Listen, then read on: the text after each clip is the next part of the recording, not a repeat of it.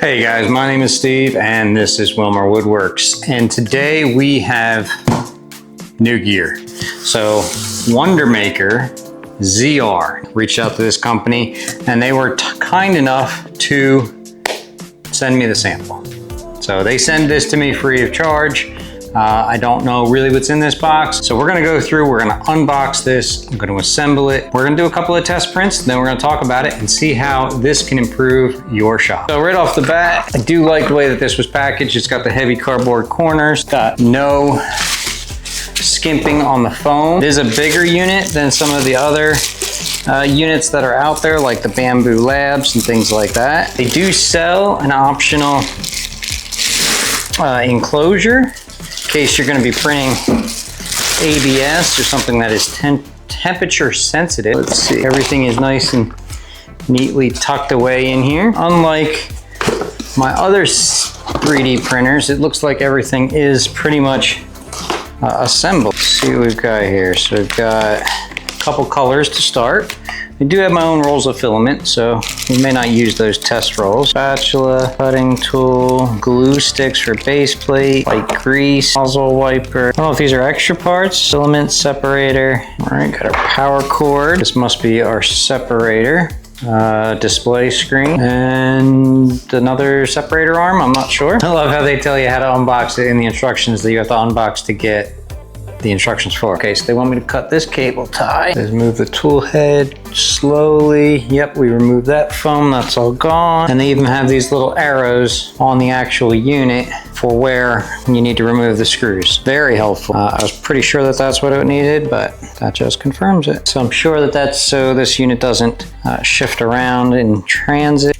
Okay, so this is the filament separator. It's got 4 separators at the top and 4 at the bottom. Actually, this is the top, that's the bottom. And there is a plug here. So we're gonna plug this in. This should only go one way. And each of these ports are numbered 1 through 4. So you can keep all of your filaments separate and organized.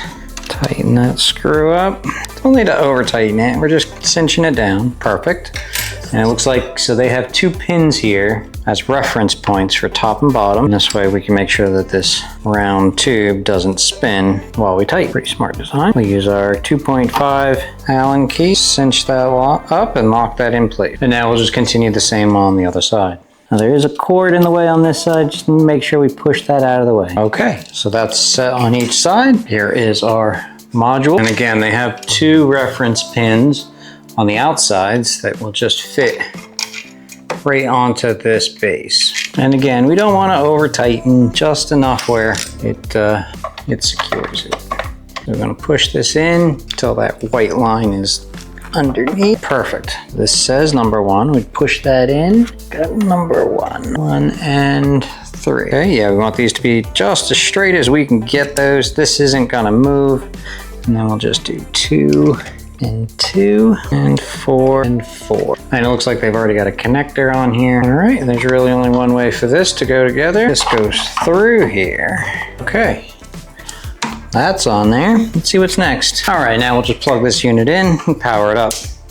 Okay, we got the Wondermaker logo. It looks like we may have assembled it correctly. Now this is a really cool feature because on my CR10S and even the Ender 3 that I have, there is no homing or auto leveling feature. I have to do that all with a piece of paper and the little nozzle. I mean, it does get you good at troubleshooting, but it is just not something I want to do every single time I'm going to do a few prints and have to remove something from the print bed. Oh wait, I'm supposed to put filament in, right? Yeah, I've got to load the filament. Okay, let me do that now. So I love Craftsman tools. This is not a plug because they have never sent me anything, but red is one of my favorite colors as well. So we're gonna put that into number 1. I'm just gonna clip that, and number 1 will go over here. And this is going to be all PLA plus. Oh, this is so cool. Oh, it just took it. Nice. There goes the white. So we're gonna load up the black. Now this is all PLA so far. All right, while this does its homing, and we'll do a test print. I think they may have a benchy on here. Otherwise, I will download one.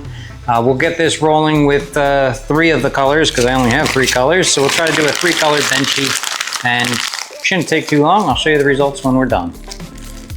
Okay, so I have had the Wondermaker ZR 3D printer for about 3 to 4 weeks now, and I've been able to put it through its paces.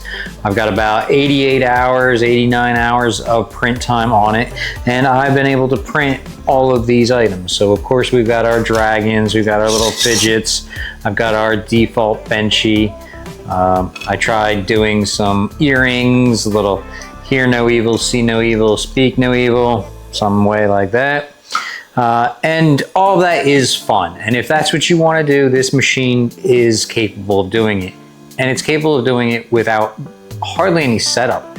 I mean, it auto levels, it's very intuitive on loading the spools of filament. I really didn't have any issues with any of that. I did have a couple of things that I ran into, and I'll just share that with you. I connected it to my Wi-Fi and it kept dropping out, and it was very annoying.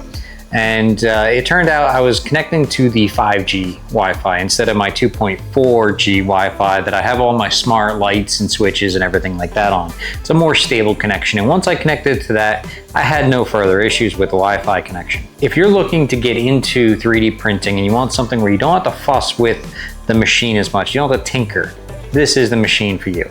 I will tell you though, if you do a multicolor print like this, where it's all on one, you will get a lot of waste. And that's something that really with my other printers, we're only one color and never really encountered, but it is something you should be aware of. Now the main reason I did want to get this 3D printer was not for all of this toys and things like that, the decor. I was looking for real solutions to problems that I was encountering, such as my actual printer, not my 3D printer, my paper printer, had a gear that broke. So this gear here had snapped off, and I was able to 3D print a repair. So for a $200–300 paper printer, I was able to make my own part, and it's still printing now. And if that part fails again, I can easily print it again. This was maybe 2 cents worth of filament. Also, I have been able to make this little stop here for my micro jig push stick. So that is very cool. And again, this is a waste, so if I cut through this, I can easily print a replaceable part. And then last but not least is my Gridfinity. Now, if you don't know what Gridfinity is and you want to save yourself a lot of time and filament, don't look it up. But for shop organization, that is where I'm leaning for through 2026 is my Gridfinity setup.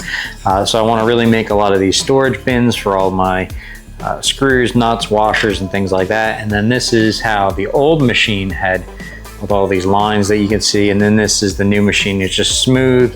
It printed right away, and all I had to do was come in the next day and pop it off. And it is even a very clean bottom, whereas this one is a little bit more textured. So if you're looking for something you don't have to fuss with, it has multicolors, it's pretty affordable, I would recommend this. It does everything above and beyond. It had, how many? I had three prints that had failed. One of these color changes had strung a little bit and knocked maybe 1 or 2 off the thing. The bed, I've had a couple of these guys that failed, and I think there was 1 other failure. So 3 failures out of 88 hours. I don't consider that a very high margin, so it doesn't bother me too much.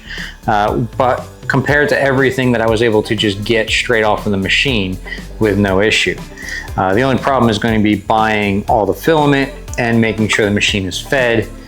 Because if you, let's say you have 2 colors that are loaded, or 2 trays that are loaded with the same color, I don't think it'll auto feed the secondary color. It's not that smart, not yet. I am sure to be using this much more often in making fixtures and things in my wood shop. Until next time, my name is Steve, and I do appreciate Wondermaker for sending me the sample, and I appreciate all you for sticking with me and watching all my videos. So be sure to hit subscribe, like, hype, share, do all the buttons, hit all the things. Till next time, my name is Steve, and thanks for watching.